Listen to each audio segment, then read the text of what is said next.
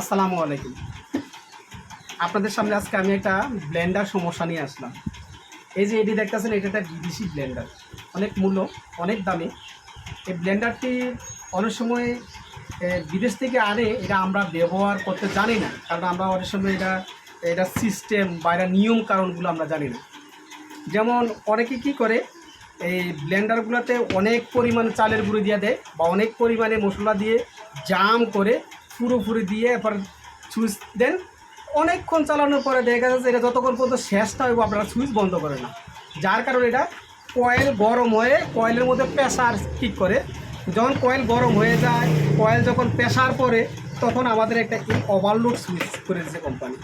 এই যে একটা ওভারলোড সুইচ, এই সুইচটা অনেক সময় অনেক হিট হওয়ার কারণে জাম ধরো চলতে পারে না, তখন এই সুইচটা কী করে অফ করে দেয়, পুশিং করে অফ হয়ে দেয়। তখন সময় দেখা যাচ্ছে পুশিং করে একজন সহ্য করতে পারে না, তখন কিন্তু এটা খারাপ হয়ে যায়। যেমন এই দেখেন আমার মিটারে এখন দেখাচ্ছে এই যে সুইচটি খারাপ হয়ে গেছে, মানে কয়েল ভালো আছে, সুইচটি খারাপ হয়ে গেছে।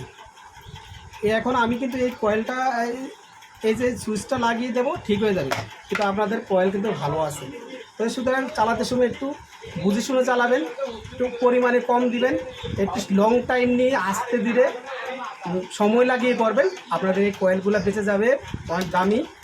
এই কয়েলটা আপনারা মনে করেন যে একটু যত্ন সহকারে ব্যবহার করলে অনেক দিন আপনাদের এই ব্লেন্ডার যাবে। তো আপনাদের কাছে একটা ছোট্ট রিকোয়েস্ট, আমার চ্যানেলটাকে একটু সাবস্ক্রাইব করে দেবেন।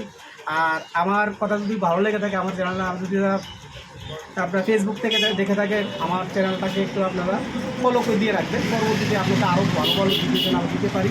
আপনারা ফলো করলে, সাবস্ক্রাইব করলে পরবর্তীতে ভিডিও করতে অনেক ভালো লাগে, মজা লাগে। বাস এতটুকুই।